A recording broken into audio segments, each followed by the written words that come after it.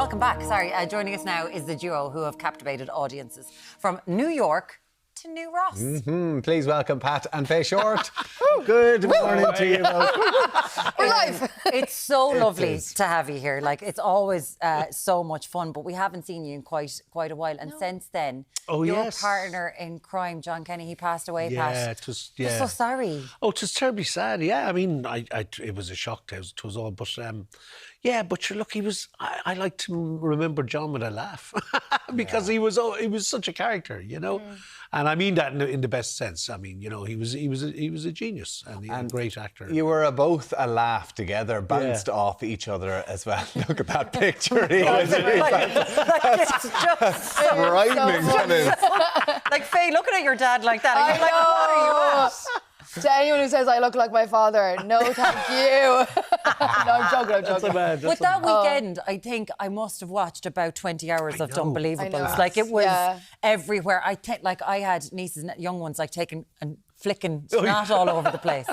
Like, it's amazing how much the two of you are in the zeitgeist. I know, we didn't realise it as much, myself and John. You know, we just plodded along and worked and created the characters and the shows and everything else. But it's funny, when John passed, I suppose, I became aware of how many people and the flood of wishes from everybody all over the world. You know, it was incredible.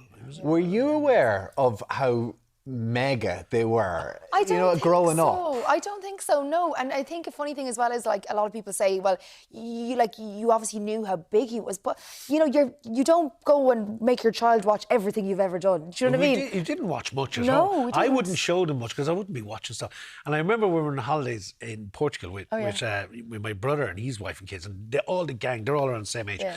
They were in a room watching our DVD player, watching Father Ted. And there was a big scream, "Dad, you're in this!" As in to let him know he had done it, just to remind him. And you were 15 at the time, so you weren't that small. No.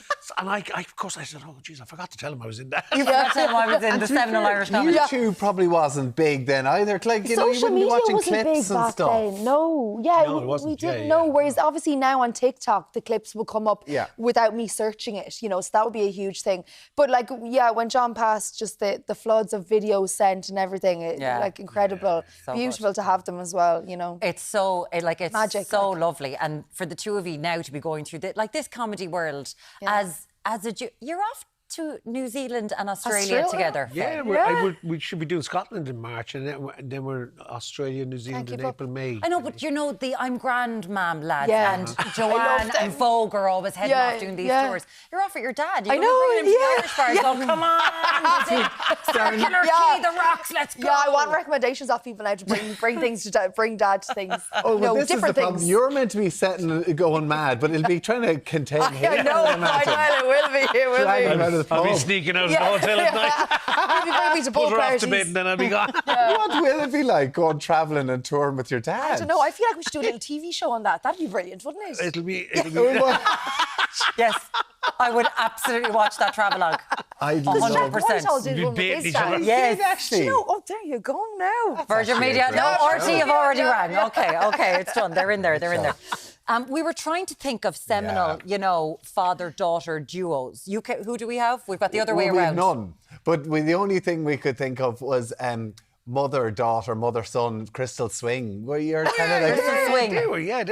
And then there's Ye. That's it in the world. Do you know who there is, They were brilliant. I loved them. Are you hoping they got on the Ellen show? Like, this is where you need to be aiming for. They on the Ellen show? Oh, yeah, big American shows. We're doing the biggest show in Australia, I believe. Are you? They're flying us out early to do a breakfast show up there. Tell us more. Well, in Sydney, the promoters came back to us and said, look, they really want you two guys, so we're going to have to fly you out a few days early. Channel 7 to do it, and then we're doing that, and then we're going back up to Brisbane to start the tour. So wow. That'll be a bit of fun. Jeez, send them our regards. We will zoom into them as well, maybe do the show. We've had a bit of back and forth with them before, actually. Yeah, they were giving us a bit of slagging on our cookery segments. 1 second left, 1 minute. Give me that food. But this is a different world with social media because you were shocked at, after John's sad passing, people getting in contact. But that was the Irish diaspora, everywhere. But now you can go everywhere. You can, and you can be taken anywhere without you knowing as well. Do you know that kind of way? Yeah. It's crazy. It's mad. And there's a lot of clips that I would never have seen of Dad as well. They're only kind of circulating now from people actually like recording them on DVDs and things like that, old DVDs. So yeah, it's mad. It's amazing to even have that. And like, how does it work? How do you work the comedy with each other? Do you have... Is it awkward? Do you try and... Go on. No, you go on. I'm talking too much. No, yeah, that's what happens usually. Well, do you argue on stage? No, like... If I was allowed to get in. Why do you speak? She's worse than her mother. No, I know.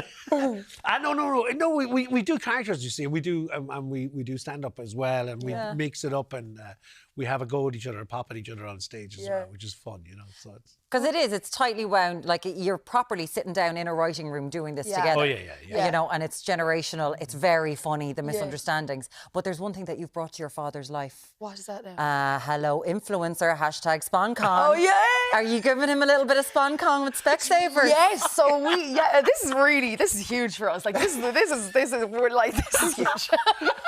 We have collaborated with Specsavers on their new campaign, Press Myopia. Did I get that right, Specsavers? Yeah. Is anyone there? Yes. There are people in the corner there. What's Press Myopia? So it's kind of, I'll give you the measure. It's that. Now he's letting you speak.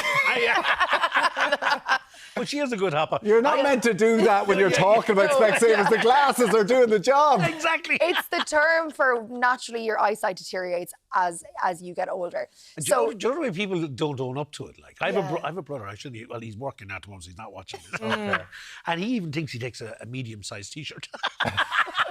And he just recently bought glasses, you know, like he probably should have got them 10 years ago.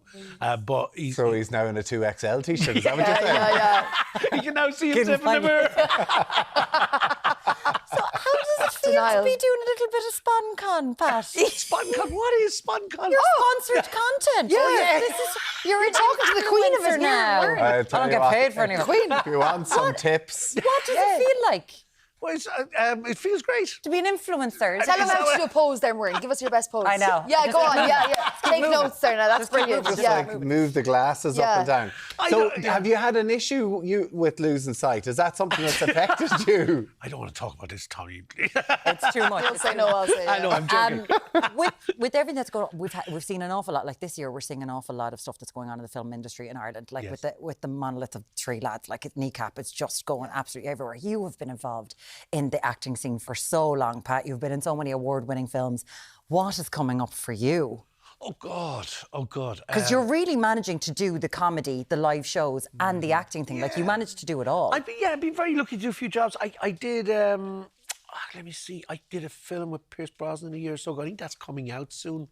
4 Letters of Love, which is pretty exciting. And then Dead Man's Money is doing the circuit around the world. I'm going out to Rome in a few weeks with that. That's doing the film festival. Yeah. And that one I actually was, I shouldn't be saying this, but I was longlisted for a BAFTA this year. I didn't make the shortlist, unfortunately, but that was kind of cool. For Dead Man's Money? Yeah. And what's that film about? It's a film we did in Belfast. It's about, it was also called Henry and the Widow Tweed. So it's like, my nephew, I played a part of his uncle, Kieran, and you have to catch me. I wasn't expecting this. So okay. Listen, so I was nominated for a BAFTA. I can kind of see why you were shortlisted. Stand up there and describe what you did. You get asked to explain the things, and I'm conscious of not giving away too much of a story. Okay, fair enough. But my character, I suppose, hooks up with a woman, and my nephew, who's been looking after the bar and the farm and everything from, he thinks he's now going to lose everything. So there's twists and turns in it, and it's a dark comedy, and it's very funny and I loved it. I think you must love when your father says things like, "So I hook up with a woman. That must be nice for you." I was going to repeat another line that he said once, but I can't on live television. You can't do it on live television. Nude scenes. Not that, but he's done a lot of. He's partial to a nude scene. Yeah. I'm not partial to a nude scene now. No. Nor of looking at my father doing a nude scene. Is it a bit of the reverse? Because you know when Pretty Woman came on when we were younger, you had to go make the tea. At certain scenes. Wasn't the van? You knew there was a segment coming up, and you thought, anyone for tea.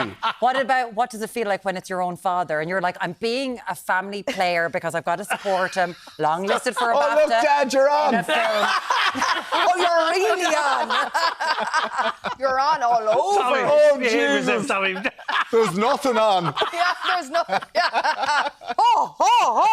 What's it like? So I wouldn't do that to myself. You wouldn't watch? No, I wouldn't watch that now if I knew. You'd have to do a little check. You'd have to do a little check. It's good to know. Good to hear.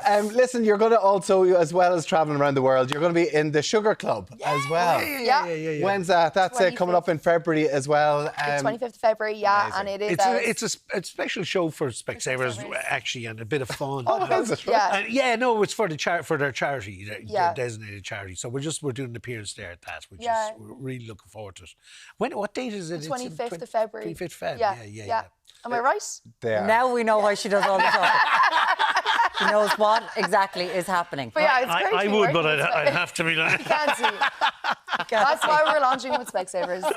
You've revealed so much. To get a new pair of those kinds of things. We've revealed so much today. As well as him being, listen, I was longlisted for a BAFTA, but we won't talk about what it's about. Can't remember. Huge congratulations. We love seeing you do that. And no doubt you're going to start doing all that stuff as well. Looking forward to all the acting and everything. Faye and Pat Shortt, it's always a pleasure to have you here. Thanks for having us. Thanks so much.